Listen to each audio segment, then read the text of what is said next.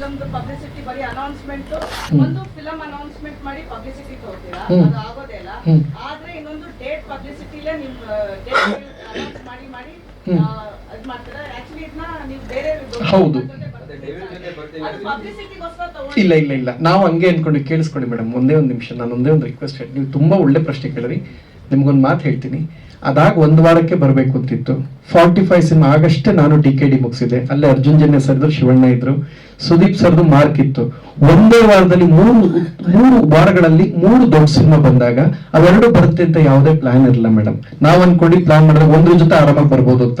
So ಇಲ್ಲಿ ಏನಾಗುತ್ತೆ ಅಂದ್ರೆ ಇಲ್ಲಿ ಬೇರೆ ದೊಡ್ಡ ದೊಡ್ಡ ಸಿನಿಮಾಗಳು ಬರ್ತಾ ಇದೆ ಅಂದಾಗ ನಿರ್ಮಾಪಕರಾಗಿ ಜೊತೆಗೆ ಒಬ್ಬ ಇವ್ರನ್ನ ಕೇಳಬೇಕಾಗುತ್ತೆ, ಡಿಸ್ಟ್ರಿಬ್ಯೂಟರ್ ನನ್ನ ಆಂಗಲ್ 12ನೇ ತಾರೀಕಿಗೆ ಬಂದ್ಬಿಡೋಣ ಅಂತ ರೆಡಿ ಆಯ್ತು. ಸೆನ್ಸಾರ್ ಇಂದ ಇರೋದು ಎಲ್ಲ ಕೆಲಸಗಳಾಯ್ತು. ಪ್ರತಿ ಹಂತದಲ್ಲೂ ನಾನು ಆರ್ಟಿಸ್ಟ್ ಸಪೋರ್ಟ್ ಮಾಡಿದ್ದಾರೆ. ಯಾವಾಗ ಹೇಳ್ತೀರಾ ಹೇಳಿ, ನಂಗೆ ರಿಲೀಸ್ ಡೇಟ್ ಒಂದು ವಾರ ಮುಂಚೆ ಹೇಳಿ ನಿಂತ್ಕೊಳ್ತೀನಿ ಅಂತ ಹೇಳಿದ್ದಾರೆ. ಇವ್ರದ್ದು ಯಾರ್ದು ಇದಿಲ್ಲ. ಬಟ್ ಅದೇ ಸಮಯಕ್ಕೆ 2 ಅನೌನ್ಸ್ ಆಯ್ತು, ಜೊತೆಗೆ ಹಿಂದಿಲಿ ಒಂದು ಸಿನಿಮಾ ಕೂಡ ದೊಡ್ಡದು. ಸೊ ಹಂಗಿದ್ದಾಗ ಡಿಸ್ಟ್ರಿಬ್ಯೂಟರ್ ಹೇಳ್ತಾರೆ ಸರ್ ಅಲ್ಲ ಇದು ಗೊತ್ತಾಗಿತ್ತು. ಇಲ್ಲ ಮೇಡಮ್ ಒಂದು ನಿಮಿಷ, ನಾನು ಡೇಟ್ ಅನೌನ್ಸ್ ಮಾಡಲ್ಲ, ಆ ಸಮಯದಲ್ಲಿ ಬರ್ತೀವಿ ಅಂತ ಮೇಡಮ್. ಹೌದು ಮೇಡಮ್ ಅದನ್ನೇ ನಿಮ್ಗೆ ಒಂಚೂರು ಕ್ಲಾರಿಟಿ ಕೊಡ್ತೀನಿ. ನಿಮ್ಮ ಮಾತು ಖಂಡಿತ ಕರೆಕ್ಟ್ ಆಗಿದೆ. ನಾನು ಹೇಳಿದ್ದು ಫಸ್ಟ್ ಏನಂದ್ರೆ, ಹೌದು ಇಲ್ಲಿ ಕರೆಕ್ಟ್ ವಿಷಯ ಮೇಡಮ್. ನೀವು ಕೇಳಿದ ಪ್ರಶ್ನೆ ಕರೆಕ್ಟ್ ಆಗಿದೆ, ಫುಲ್ ಅರ್ಥ ಮಾಡ್ಕೊಂಡಿದ್ದೇವೆ. ಫಸ್ಟ್ ನಾನು ಹೇಳಿದೆ ಅಂದ್ರೆ ಡೆವಿಲ್ ಬರೋ ತನಕ ಬೇರೆ ಯಾರೋ ಸಿನಿಮಾ ಬರದೇ ಇಲ್ಲ ಅಂತ ಬಹಳಷ್ಟು ಜನ ಹೇಳ್ತೀವಿ, ಎಲ್ಲ ಫ್ಯಾನ್ಸ್ ಹೇಳ್ತೀವಿ. ಇದ್ರ ಬಗ್ಗೆ ನೀವೇನ್ ಹೇಳ್ತೀರಾ ಅಂತ ನಿಮ್ಮ ಜೊತೆ ಕೂತರು ಪತ್ರಕರ್ತರೆ ಮಾಧ್ಯಮದಲ್ಲಿ ಕೇಳಿದ್ರು. ಹೌದಾ, ಡೆವಿಲ್ ಬರ್ತಕ್ಕ ಕನ್ನಡದ ಜನ ಬರ್ಲ್ವಾ? ಹಂಗಾರೆ ಒಂದು ಕೆಲಸ ಮಾಡಿ, ಡೆವಿಲ್ ಜೊತೆಗೆ ಬರ್ತೀವಿ. ಮಾರ್ನಿಂಗ್ ಅವ್ರು ನೋಡಿ, ಮಧ್ಯಾಹ್ನ ನಮ್ ನೋಡಿ ಅಂತ ಹೇಳಿದ್ದು ನಿಜ. ಮಾರ್ನಿಂಗ್ ಅವ್ರು ನೋಡಿ, ಮಧ್ಯಾಹ್ನ ಅದು ನಮ್ ಸಿನಿಮಾನೆ ಮೇಡಮ್, ಕನ್ನಡ ಸಿನಿಮಾನೆ, ಕನ್ನಡಕ್ಕೆ ಹೆಮ್ಮೆ ಅದುವೇ. ಸೊ ಮಾರ್ನಿಂಗ್ ಅವ್ರು ನೋಡಿ, ಮಧ್ಯಾಹ್ನ. ಇದಿಷ್ಟು ಹೇಳಿದ್ಮೇಲೆ ರೆಡಿ ಆಯ್ತು. ಡಿಸ್ಟ್ರಿಬ್ಯೂಟರ್ ಪಾಯಿಂಟ್ ಅಲ್ಲಿ ನಾನು ಯೋಚನೆ ಮಾಡ್ಬೇಕಲ್ಲ. ಡಿಸ್ಟ್ರಿಬ್ಯೂಟರ್ ಹೇಳಿದ್ದು ಇಲ್ಲ ಸರ್, ಥಿಯೇಟರ್ ಅವೈಲಬಿಲಿಟಿ ಇಲ್ಲ. ಯಾಕೆಂದ್ರೆ ಅದಾಗ 1 ವಾರಕ್ಕೆ ಹಿಂದಿ ಒಂದಿದೆ, 2 ದೊಡ್ಡ ಸಿನಿಮಾ ಇದ್ದಿದೆ, ಆಗೋದೇ ಇಲ್ಲ ಸರ್ ಅಂತ ಹೇಳಿದ್ರು. ನಾನು ಹೇಳಿದ್ದು, ನೀವು ಕಣ್ಣೆದುರಿಗೆ ಕನಿಷ್ಠ 100 ವಿಡಿಯೋಗಳಲ್ಲಿ ನೋಡಿದೀರಾ? ಇಲ್ವೇ ಇಲ್ಲ. ಯಾವುದು ಏನಂತ ಫ್ಯಾನ್ಸ್ ಗಳು ಮಾತಾಡ್ತಾ ಇದ್ರು, ಅವ್ರು ಬರೋ ತನಕ ನಾವು ಸಿನಿಮಾ ನೋಡಲ್ಲ ಅಂತ. ಹಂಗೆ ಹೇಳಿದಾಗ ಹೌದಾ, ಮಾರ್ನಿಂಗ್ ಅವ್ರು ನೋಡಿ, ಮಧ್ಯಾಹ್ನ ನಮ್ ನೋಡಿ ಅಂತ. ಸೊ ಈ ಡಿಜಿಟಲೀಕರಣದಲ್ಲಿ ಒಂದಷ್ಟು ತಿರುಚುವಿಕೆಯಿಂದ ವಿಡಿಯೋ ಬೇರೆ ತರ ಕನ್ವೆ ಆಯ್ತು. ಅದ್ರ ಜೊತೆಗೆ ಆಪೋಸಿಟ್, ನಾನು ಅದ್ರ ಜೊತೆಗೆ ಅಂದೆ, ಅದ್ರ ಆಪೋಸಿಟ್ ಅಂತ ತಿರ್ಚಿದ್ರು. ಸೊ ಹಂಗಾಗುತ್ತೆ. ಈಗ ಏನಾಗುತ್ತೆ, ನಾವು ಹೇಳೋದೇ ಒಂದು, ಜನಕ್ಕೆ ಕನ್ವೆ ಆಗೋದು ಒಂದು. ನಾನು ಇಲ್ಲ ಅಂತ ಹೇಳ್ತಾನೆ ಇಲ್ಲ. ನಿಜವಾಗ್ಲೂ ನಮ್ ಪ್ಲಾನ್ ಇತ್ತು. ಡಿಸ್ಟ್ರಿಬ್ಯೂಟರ್ ಆಂಗಲ್ ಯೋಚನೆ ಮಾಡ್ಬೇಕಲ್ಲ ಮೇಡಮ್. ಅವರು ಅದ್ 2 ವಾರ ಬರುತ್ತೆ ಅಂತ ನಮ್ಗೇನು ಇರ್ಲೇ ಇಲ್ಲ. ಹಾ ಮೇಡಮ್. ಹೌದು ಅಂದ್ರೆ ಮೇಡಮ್, ಜುಲೈ ಇಲ್ಲಿ ನಿಮ್ಗೆ ಇಷ್ಟೇ ಹೇಳ್ತೀನಿ madam. July 3rd week mark film ಶುರು ಆಯ್ತು, ಶೂಟಿಂಗ್ ಅಂತ ಶುರುವಾಗಿದೆ. ಅದು 150 ಡೇಸ್ ಅಲ್ಲಿ ಬರುತ್ತೆ ಅಂತ ನಮಗೂ ಗೊತ್ತಿರಲಿಲ್ಲ ಮೇಡಮ್. ಕನ್ನಡದಲ್ಲಿ 119 ದಿನಗಳ ಕಾಲ ಶೂಟ್ ಮಾಡಿ, ಒಂದಿನ ಬ್ರೇಕ್ ತಗೊಂಡು ಸಾಟರ್ಡೆ ಸುದೀಪ್ ಅವ್ರು ಬಿಗ್ ಬಾಸ್ ಹೋಗ್ಬೇಕಾದ್ರೆ ಅದೇ ವಿಷಯಕ್ಕೆ ಹೋಗ್ತಾರೆ. ಪೋಸ್ಟ್ ಪೋನ್ ಆಯ್ತು ಮೇಡಮ್. ಅಲ್ಲೇ ಮೇಡಮ್ ಅದು ಪೋಸ್ಟ್ ಪೋನ್ ಆಯ್ತು ಮೇಡಮ್. ಒಂದು ಡಿಸ್ಟ್ರಿಬ್ಯೂಟರ್ ನೋ ಪಬ್ಲಿಸಿಟಿ ಅಲ್ಲ ಮೇಡಮ್. ಡಿಸ್ಟ್ರಿಬ್ಯೂಟರ್ ಆಗ ಹೇಳಿದ್ದೇನಂದ್ರೆ, ಇನ್ನೂ 2 ದೊಡ್ಡ ಸಿನಿಮಾ ಬರ್ತಾ ಇದೆ, ಥಿಯೇಟರ್ಸ್ ಇಲ್ಲ. ಇದಿಷ್ಟೇ, ನಂಗೆ ಗೊತ್ತಿರಲ್ಲ, ಬರಲ್ಲ ಅಂತ ಬಂದ್ಬಿಡ್ತು. ಅಲ್ಲ ಡಿಸ್ಟ್ರಿಬ್ಯೂಟರ್ ಅವರುಗಳು ಬರುತ್ತೆ ಅಂತ ಇರ್ಲಿಲ್ವಲ್ಲ ಮೇಡಮ್. ಸರಿ ಮೇಡಮ್, ಈಗ ಒಂದೇ ಒಂದು ವಿಚಾರ. ಇಲ್ಲ ಆಯ್ತು ಒಂದ್ ನಿಮಿಷ ಮೇಡಮ್. ನೀವು ಹೇಳಿದ ಎಲ್ಲ ಓಕೆ. ಒಂದ್ ಕೆಲಸ ಮಾಡ್ತೀನಿ ಮೇಡಮ್. ಹೇಳಿ. ನಮಗ್ ನೋಡಿ. ಹೌದು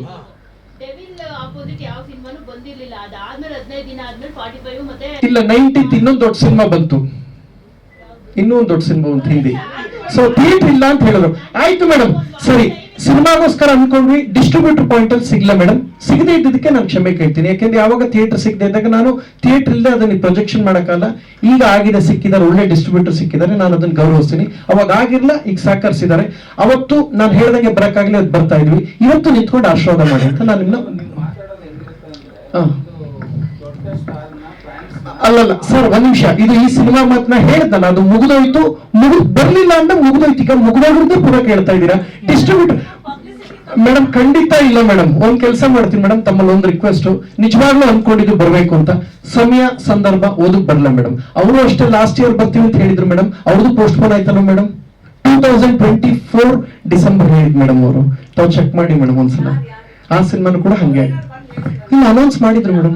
ಹೌದು ಮೇಡಮ್, ಅನೌನ್ಸ್ ಮಾಡಿದ್ರು ಮೇಡಮ್. ಎಲ್ಲಾ ಕಡೆ ಪೋಸ್ಟ್ ಮೇಡಮ್. ಅಲ್ಲ ಮೇಡಮ್, ಹಾಕಿದ್ರೆ ಇದು ಟಾಕ್ಸಿಕ್ ಪೋಸ್ಟ್ ಪೋನ್ ಆಯ್ತಲ್ಲ ಮೇಡಮ್.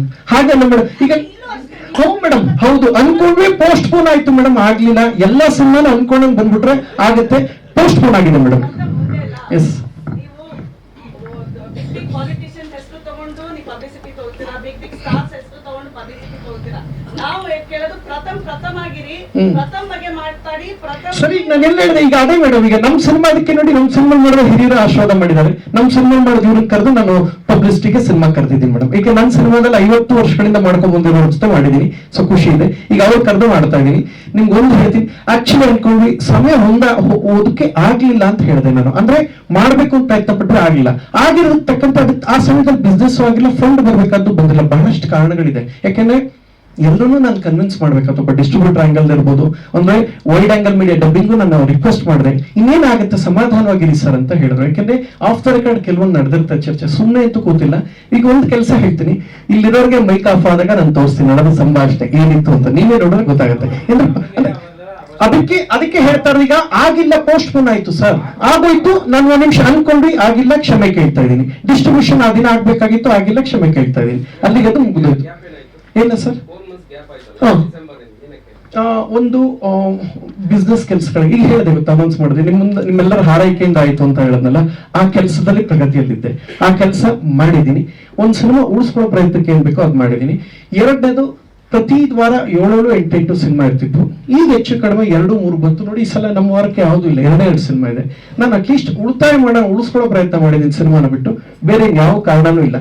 ಅನ್ಕೊಳ್ತೀವಿ ಬರಬೇಕು ಅಂತ ನಾವು ಅನ್ಕೊಂಡಿರ್ಬೇಕಂತ ಸ್ಪಂದನೆ ಸಿಕ್ಬಿಟ್ರೆ ಆಗುತ್ತೆ. ಆಗದೆ ಇರೋದಕ್ಕೆ ನಾನು ವಿಷಾದ ವ್ಯಕ್ತಪಡಿಸ್ತೀನಿ. ಆಗ್ಬೇಕಾಗಿತ್ತು, ಆಗಿಲ್ಲ. ಈಗ ಅನ್ಕೊಂಡ್ವಿ, ಆಗಿಲ್ಲ. ಆಗದೆ ಇರೋದಕ್ಕೆ ವಿಷಾದ ವ್ಯಕ್ತಪಡಿಸ್ತೀನಿ. ಈಗ ಇರೋದ್ರ ಬಗ್ಗೆ ಮುಂದಕ್ಕೆ ಆಗುವಂತಹ ಒಳ್ಳೆ ವಿಚಾರಗಳ ಬಗ್ಗೆ ನೋಡೋಣ. ಯಾಕೆಂದ್ರೆ ಇದು ಮತ್ತೆ ಇರೋದು ಮುಗಿಸಿ ನಾನು ಆರಾಮಾಗಿ ಆಲ್ಮೋಸ್ಟ್ ನನ್ನ ಕಾಲನ್ನ ಹೊರಗಡೆ ಇಟ್ಟು ನಾನಲ್ಲಿ ನಮ್ಮ ಕುಟುಂಬದ ಜೊತೆ ನನ್ನ ತೋಟದಲ್ಲಿ ಆರಾಮಾಗಿದ್ದೀನಿ. ಇದನ್ನೇನು ಮುಗಿಸಿ ಹೊರಗಡೆ ಬರುವಂತ ಸಮಯದಲ್ಲಿ ಅಲ್ಲ ಸರ್, ಒಂದ್ ಕೆಲಸ ಮಾಡ್ತೀವಿ ಸರ್. 3ನೇ ತಾರೀಕು, ಒಂದ್ ನಿಮಿಷ ಸರ್, ಒಂದೇ ಒಂದು ರಿಕ್ವೆಸ್ಟ್ ಸರ್, 1 ನಿಮಿಷ ಸರ್. 3ನೇ ತಾರೀಕು ಒಂದೇ ಒಂದು ರಿಕ್ವೆಸ್ಟ್ ಸರ್. ಸರ್, ಈಗ ಆಗಿತ್ತು, ಅದಾಗಿದೆ ಅಂತ 100 ಸಲ ಹೇಳ್ತಾ ಇದ್ದೀನಿ, ಬಿಟ್ಬಿಡಿ ಆ ಪ್ರಶ್ನೆ ಬಿಟ್ಟು. ಅಲ್ಲ, ಆಗಿಲ್ಲ ಸರ್, ರಿಲೀಸ್ ಮಾಡಕ್ಕಾಗಿಲ್ಲ. ಒಂದ್ ಕೆಲಸ ಮಾಡೋಣ ಸರ್. ಸರಿ, ಮುಂದೆ ನಾನು ಯಾವ ಡೇಟ್ ಅಲ್ಲ ಸರ್, ನಾನು ಅನ್ಕೊಳ್ತೀನಿ ಆಗಿಲ್ಲ ಅಂದ್ರೆ ಅದಕ್ಕೆ ನಾನೇನ್ ಕಾರಣವಾಗ್ತೀನಿ?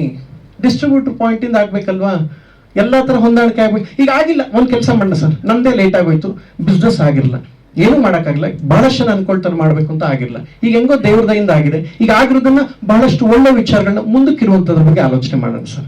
Thank you sir. ಈಗ ನಿಖಿತಾ ಅವ್ರು ಮಾತಾಡ್ತಾರೆ.